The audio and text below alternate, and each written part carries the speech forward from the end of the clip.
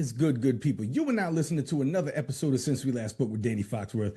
I am a humble narrator, Danny Foxworth, and once again, we're going to have a special episode. So this one, I'm actually taking a page from 12 Kyle, and if you don't know, he's one of my favorite podcasters, and sometimes he'll have a theme for an episode, and I'm like, you know what? That sounds cool. I might try my hand at that one time, and actually did a episode like his talking about what the shopping mall experience was like in the 80s. And actually, 12 Kyle actually took a page from one of my episodes, and his most recent episode that he put out was talking about what were a few of his favorite things, which was based off of an episode that my sister and I did, which was a really fun episode. So make sure you check out 12 Kyle's episode. But about a couple weeks ago, 12 Kyle put out an episode where he talked about the 15 albums that stuck with you the most. And I was like, you know what? I'm going to try my hand at that one. So this episode is going to be strictly about 15 albums that really stuck with me. Without further ado, we're going to get into the first album, which is arguably one of my favorite albums of all time by one of my all-time favorite singers. The album is entitled His California Album, and the artist is Bobby Blue Bland. This came out in 1973. Now, how I got introduced to Bobby Blue Bland was actually through my high school janitors, because sometimes on my lunch break, I would finish eating my lunch, and then I would, with the remaining time of my lunch period, I would duck off to the janitor's break room and just kick it with them. And they'd be in there just playing the blues and playing cards and stuff and just talking trash. And I was just really drawn to that. Bobby Blue Bland was one of the singers that they introduced me to. And specifically the song This Time I'm Going for Good, which is just that is my absolute favorite song on the album. That one and Going Down Slow. So shout out to my high school janitors for really putting me in the know with Bobby Blue Bland. Now, the second album is an album that actually celebrated its 5th anniversary last week. And it's one of my top 10 favorite rap albums of all time. And it's Deltron 3030. And it's a trio that consists of Del the Funky Homo Sapien with the rhymes, Dan the Automator with production, and Kid Koala, who was the DJ in the scratches on the album. And that one is basically it's like a sci-fi thriller. And, and I'm not even really into sci-fi that much, but that album just grabbed me from the word go. Just the rhymes and just the sonic backdrop just felt like you were in the middle of watching a sci-fi movie. And if memory serves me correct, they actually created that album over the span of one weekend, which is just mind-blowing to me. My favorite songs on there, I would have to say, is Turbulence, and then Battle Song, which is Del talking about going to outer space and battling these aliens in these galactic forms in this rap battle. It's just such a feast of the ears. So Deltron 3030 is my number 2 album. My number 3 album, which in my opinion is the most unintentionally funny rap album ever created, and that is Controversy by one Willie D. Willie D was 1/3 of the Ghetto Boys, and then he branched off on his own and started his solo rap career. This one came out on Rap-A-Lot Records, and man, this album here, I mean, just off the bat, he's not trying to be funny at all, but the thing is, his style of rapping, there's no finesse to it. It is just straight brute force through a Fifth Ward Houston mother tongue, and it is the best. My favorite song on there is Fifth Ward.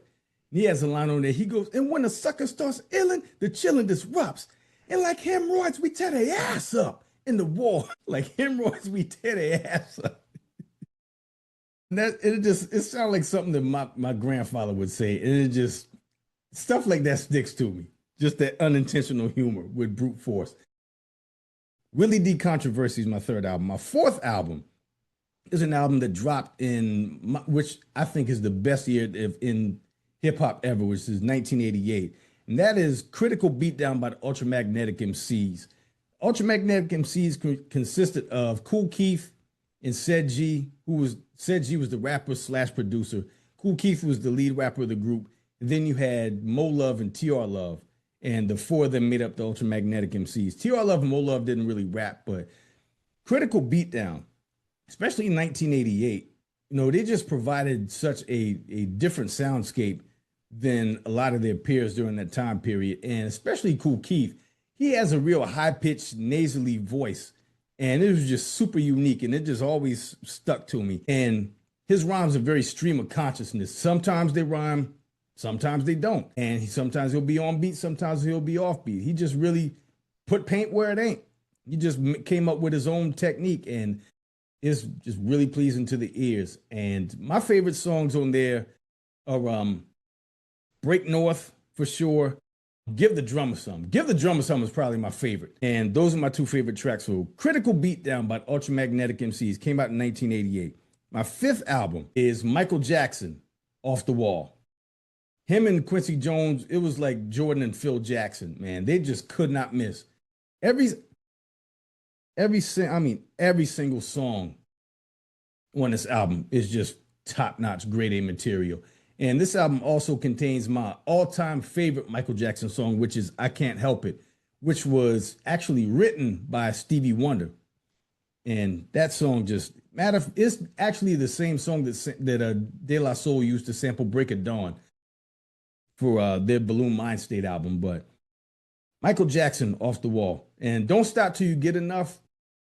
I tell you what, it was not until I really listened to it through headphones that I just realized how many moving parts were going on in that song by itself. And especially when it started to fade out, and it was just the percussion and the guitars, the rhythm guitars at the end, man, I was like, bro, it's a sonic flood is what it is. That's my favorite Michael Jackson album of all time. Speaking of favorite albums of all time, my number 6 pick is my favorite rap album of all time, which is Mos Def, Black on Both Sides, which also just had an album anniversary celebrated last week. And that album, I love that album because it just covers so many different subjects. It talks about what hip hop is, the song Miss Fat Booty, him talking about meeting a chick at the club, and he's just smitten with her, and he just like having just going through things with her, and just talking about the course of that relationship and how the song ended, and just like the plot twist at the end. And then the man had a song about water called New World Water. I mean, how many rappers just have songs about water and the nourishment it provides and the way that people need it in third world countries and how we as Americans often take water for granted? Just great material from beginning to end. So those are a couple of my favorite songs on that album. Black on Both Sides by Mos Def. And my number 7 album is actually another album that I have in my possession. And this is my all-time favorite singer, like ever. My favorite album from him. This is Eargasm by Johnny Taylor. And again, shout out to my high school janitors at Berkeley High School. They introduced me to Johnny Taylor. And the first song they actually introduced me to with Johnny Taylor was a song called I Believe in You. And that's the thing that really got me hooked on his music. But this album in particular, I mean, Disco Lady. Oh my goodness. I mean, as soon as I hear that song come on, there's just instant smile on my face. Shake it up, shake it down, move it in, move it around, Disco Lady. Like this song, that's my favorite song, and also Running Out of Lies. Oh my goodness. Running Out of Lies, man. That's one of my favorite joints. You can rest assured my woman knows who she can tell. I've been loving you. Stealing your love is getting harder and harder. The excuse I've been given just won't hold water. Yeah, man. I might throw this record on as soon as I finish recording. Yeah, Eargasm by Johnny Taylor. My number 8 album is Loyalty and Betrayal by E40. Now, I first became familiar with E40 by his song Practice Looking Hard. That was the first song I heard by E40. And then it was Sprinkle Me. And those are the two songs that really grabbed me. But that Charlie Hustle one was the album that really made me become a fan. I love that album. But the album that came after that was Loyalty and Betrayal. And for me, that album from beginning to end, no skips. I mean, no skips. I mean, he had a song with Mystical. He had a song with Too Short, Pimp C, and Pastor Troy, Doing the Fool. Man, and Pimp C's verse, coming down a candy car, smoking on some candy bar. Every day I'm chopping blades, coming through an old school maze, got in this game so heavily, just like Frankie Beverly. Man, speaking of Frankie, there's a little foreshadowing for you right there. So Yeah, Loyalty and Betrayal. My favorite song on Loyalty, Betrayal, Doing the Fool, and Sinister Mob with Nate Dogg. Rest in peace. Those are two of my favorites. Then my number 9 album is Parliament. Funkadelic versus the Placebo Syndrome. My goodness. I mean, this album is only, I think it's only like 6 or 7 songs.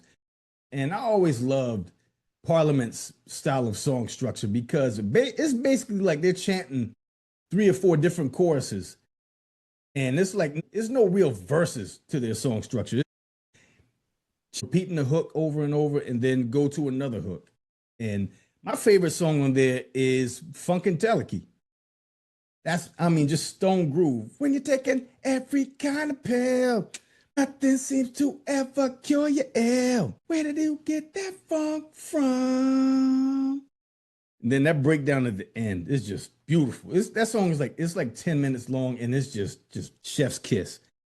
Then my number 10 album, and this album that my sister actually bought and she played it around me so much. And I have so many great memories when it comes to this album. It is Kwame and the New Beginning. The name of the album is A Day in the Life, A Polkadelic Adventure. Basically, it's just talking about the day in the life of Kwame. You know, at the time, I believe he had to have been like 19, I believe, when this album came out. And basically talking about a day in the life of him being in high school. They had a party coming up that evening and just talking about meeting up at school and planning to go to this party. And then it was report card day and he wanted to go to the party, but he had to ask his father because it was report card day. And his father told him, no, he can't go. But somehow, some way, he snuck out of the house and went to the party anyway. And his father caught him, which that song is called There's a Party Going On, which is actually my favorite song on the album. That one and One of the Big Boys that comes on right after that. Actually, my mom was a big fan of There's a Party Going On. But One of the Big Boys I love because it's basically a song about, finding yourself, when every, peer pressure is at its fever pitch when you're a teenager and just learning how to basically walk and forge your own path in terms of like expressing yourself. But that album and that song in particular it really hit home for me. Shout out DJ Wally Sparks. That's one of his favorite albums as well. And he cited Kwame on one of the episodes he had on that he did with me. One of his biggest influences as far as rap goes. Then my number 11 album is another album that my sister used to play around the house. I want to say it was the first album that mom bought for her. Not exactly sure, but it's Run DMC, Raising Hell. And honestly, I can't stand Walk This Way. It was cool to see rap and rock merge. Like the notion of it was cool. I liked the video when I was 6 years old. The album came out in 1986, but now it's automatic skip. I cannot stand that song now. The first song, Peter Piper, with the Take Me to the Mardi Gras beat by Bob James, and then that 808 knocking on that beat too, man. Oh gosh, I just remember my sister putting that record on the turntable, saying, "Now Peter Piper picked peppers and Rum Rock rhymes. Humpty Dumpty fell down. That's his hard time." I was like, "Oh, we're gonna be in for a ride. Let me buckle my seatbelt." And from beginning to end, man, I love Peter Piper. Hit It Run is probably my favorite song on there. That was the DMC solo cut. I'm the devastating mic controller DMC, and can't nobody mess around with me. I'm the king of rock, rap, and of rhyme. I do what I feel, and it feels fine. I remember he performed that on Soul Train, and my mind was so blown. Anyway, Raising Hell by Run DMC is my number 11 album. Number 12 album, Maze featuring Frankie Beverly, the Live in New Orleans album. The reason why this album holds so much sentimental value to me is because every day when my dad came home from work when I was a little kid, as soon as he came home, first thing we do is cut the turntable on, and without fail, he was putting that Maze and Frankie Beverly Live album on. And man, just the memory. And I just remember becoming so enthralled with Frankie Beverly's voice because he has such a unique vibrato to his voice. And I think my favorite song on the album, I would have to say, is You, because it's just a slow build up. It's just one instrument after another. Like the drums start off, and then the rhythm guitars come in, and then the bass guitar comes in, and it's just everybody just it's just like a layer cake. Everybody adds the instrument on top of each other, and then Frankie Beverly comes in singing, and I'm like, boy, this is awesome. Oh my God, like what am I listening to? Just straight to my veins. So Maze featuring Frankie Beverly Live in New Orleans album is my number 12. My number 13 album is Definition of a Band by Mint Condition. Another album that my sister played a lot in the house. This album was during my high school years. And man, Stokely Williams. Just This seems to be a common theme here with me just being drawn to unique voices. And the man has such an incredible vocal range. I mean, from What Kind of Man Would I Be to Spend the Night. My favorite song on the Definition of a Band album is Ain't Hooking Me Up Enough. Oh man, that's a that's a stone groove right there. That one and Raise Up, easily my favorite songs on the album. My number 14 album is Midnight Marauders by A Tribe Called Quest. My mom bought me that album for Christmas. I was in 8th grade. This album came out in 1993. And Phife was always one of my favorite rappers because he was short. Basically, at that time, I'm 13. We were the same height. We were like 5'3", and we were also like fanatics about sports. And I also had the big bug eyes like Phife too. So I kind of gravitated towards him because he kind of resembled me, and he also liked the same things that I like. And the man was just cold on the mic. And him and Q-Tip, I mean, the first song, Stir It Up. And normally Q-Tip would be the one to lead the songs off, and Phife led off Stir It Up. Linden Boulevard, represent, Zent, Tribe Called Quest, represent, when the mic is in my hand. I'm never hesitant. My favorite gym back in the day was Eric B for president. And then the beat just drops, and I'm just like, let's go. And I remember, actually, the first time I heard that album, my homie Randy Cooper, shout out to him, he actually had the album first. And I remember when I was in 8th grade, we had a field trip to a South Carolina Stingrays game, and he and I were on the back of the bus, basically sharing the Walkman headphones, just jamming the album on the way to the Coliseum to go to the Stingrays game. And just the memories that I have that are attached to this album are just you can't beat music that just instantly triggers memories, man. Those are some timeless moments. And my last album of the 15 albums that stuck with me is Just Trying to Live by Devin the Dude. Now, I was a little late to the game with Devin the Dude. He's a rapper out of Houston. I believe this album came out in either 99 or 2000, one of the two. And I think this album just recently had an anniversary not too long ago.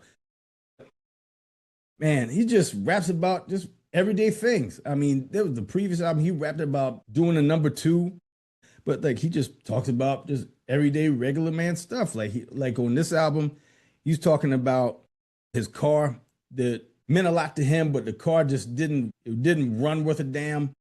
And Blackville 79, talking about the timing belt was off, and he got his lady to steal him a battery to put in his car, and just basically rapping about having a piece of shit car. And like that song, Doobie Ashtray with him and DJ Premier is one of my favorite songs on that album. Man, there's so many favorite songs on the album. It's a shame. I might be my favorite. Aha might be my favorite song on the album. When the first verse, I thought he was just like rapping, just telling a story, not realizing until later on when he did an interview on Donnie Houston that the first verse was basically his life story as a little kid. He said on Donnie Houston's podcast that when he was because before Houston, he was living in Tampa, Florida, and the apartment that he lived in was basically right next to an old radio station. And like every Wednesday, they would throw some of their old records into the dumpster.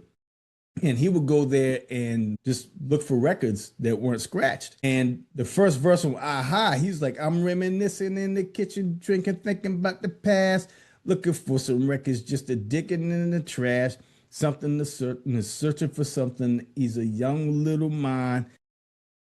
Something that kept walked up on me from behind. They was laughing and pointing, calling me about my name. You nasty little critter, boy, you need to be ashamed. I had no vinyl, though I knew they knew where I lived. They follow me and bother me all the way to the crib saying, ah. I was like, wow, so this was that first verse was actually based on a true story. Man, that's dope. But yeah, just trying to live by Devin the Dude. And those are my 15 albums that really stuck with me. And thank you for listening to this episode of Since We Last Spoke with Danny Foxworth. Make sure you like, download, and subscribe to the podcast. Tell a friend to tell a friend. Subscribe to my YouTube channel. You can find me at Danny Foxworth 843. There you can find videos of every episode of this podcast, as well as my baseball podcast, At the Plate with Danny Foxworth, my Candle podcast, A Wicked Good Time with Danny Foxworth, and Growing Up Low Country with Liz and Danny. And until next time, y'all be good. Peace.